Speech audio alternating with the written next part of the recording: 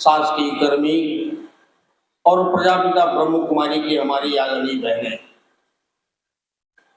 मैं विधि का ही क्षेत्र का इंसान हूं और मुझे जब ये आमंत्रण मिला तो मुझे बड़ी खुशी हुई कि एक आध्यात्मिक क्षेत्र का संस्थान विधि के क्षेत्र का सम्मेलन करना चाहता है। हिंदुस्तान में लोकतंत्र है और लोकतंत्र के 4 स्तंभों में से एक न्यायपालिका है। इन 4 में से अगर किसी भी एक स्तंभ में कमजोरी आए तो लोकतंत्र डगमगाने लगता है। आज 2 लोकतंत्र के पाए लगभग गड़बड़ी स्थिति में, एक कार्यपालिका और एक राजनीति और कार्यपालिका ने इस देश के लोकतंत्र की परिभाषा बदल डाली। लोकतंत्र में जहां जनता मालिक होना चाहिए, इन दोनों ने जनता को नौकर बना दिया और ये मालिक बन बैठे। 47 और 52 से लेकर आज तक जनता ये भूल गई कि लोकतंत्र हमसे पैदा हुआ है, लोकतंत्र से हम नहीं पैदा हुए। लेकिन मानना पड़ेगा इस देश के राजनेताओं को और नौकरशाहों को, जिनने इस देश के लोकतंत्र की परिभाषा बदलकर लोकतंत्र के मालिक को नौकर बना दिया। अब विश्वास बचा है तो इस तीसरे स्तंभ से, जिसे न्यायपालिका कहते हैं। हमारे प्राचीन इतिहास में भी कोई व्यक्ति जब कुर्सी पर बैठता है न्याय देने के लिए तो पंच नहीं, वो परमेश्वर बन जाता है। फिर उससे अपना स्व अलग हो जाता है, फिर उसे केवल न्याय दिखता है। ये न्यायमूर्ति राठी जी बैठे हैं, मुझसे ज्यादा इनके पास अनुभव है। पता नहीं कितनों को जीवन दान भी दिया होगा और कितनों के जीवन का हरण भी किया होगा, क्योंकि उसके पाप उतने भारी रहे होंगे। और ये जो आध्यात्मिक संस्थान है ना समाज के, ये समाज का नैतिक बल बढ़ाते हैं, नैतिकता पैदा करते हैं। समाज हर बुराई की जड़ भी है और हर बुराई की समस्या का निदान भी है।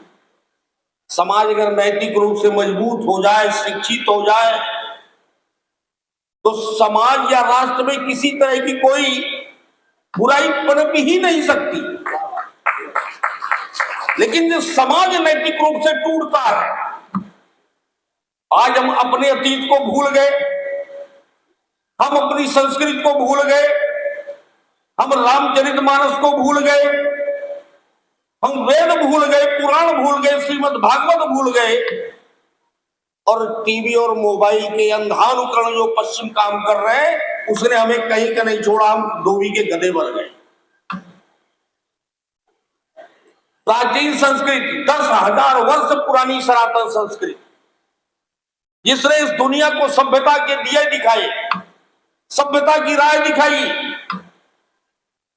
जिसने जंगली आदमी को सभ्य समाज का आदमी बनाया, आज उसको हम भूलकर पश्चिम का अनुकरण कर रहे हैं। और ये समाज की सारी बुराइयां उसी पश्चिम के अंधानुकरण से हमारे बीच में पैदा हुई है। मैं आपसे निवेदन करना चाहता हूं, सनातन समाज ने कहा है कि जीवन अगर जीना है तो रामचरितमानस से जाके सीख लो। जीवन जीने का हर अंग, हर शाखा, भाई कैसा हो, बेटा कैसा हो, बाप कैसा हो, पुत्र कैसा हो, सब कुछ रामचरितमानस में मिल जाएगा। जीवन जीना है तो रामचरितमानस से सीखो, और अगर मरना है तो मृत्यु का भय हरना हो तो श्रीमद् भागवत से सीख लो। पर हम इनकी ओर गलती से भी आग उठाकर देखना नहीं चाहते। ये जो सामाजिक और आध्यात्मिक संस्थाएं हैं, ये आप जानते हैं क्या करती है? ये मनुष्य को दार्शनिक जीवन की राह पर आगे बढ़ाती है, ये मनुष्य को मनुष्य बनाती है।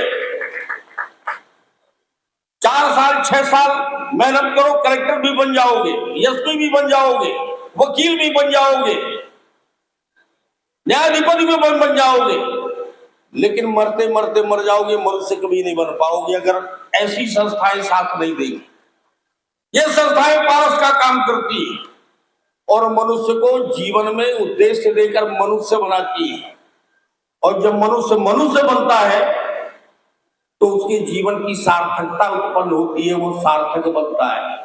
तब उसके जाने के बाद लोग याद करते हैं कि वो था, नहीं तो पता नहीं कितने आए और चले गए, किसी को मालूम नहीं बगल में कौन रहता।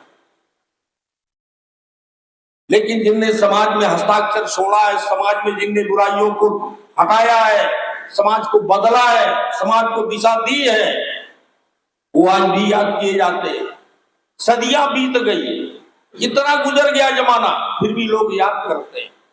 और ये सामाजिक संस्थाएं, चाहे वो प्रजापिता ब्रह्म कुमारी हो, चाहे वो गायत्री शक्तिपीठ हो, ये सब समाज के आध्यात्मिक वातावरण में परिवर्तन लाने का, समाज में परिवर्तन लाने का और नैतिकता की राह पर चलना सिखाने के लिए हम सबको प्रेरित करती है, उत्प्रेरित करती है, तैयार करती है। और इन सबके प्रति हमें धन्यवाद देना चाहिए। प्रजापिता ब्रह्म कुमारी के आयोजकों ने हमको बुलाया, बोलने का समय दिया, इस सब के लिए उनका बहुत बहुत धन्यवाद।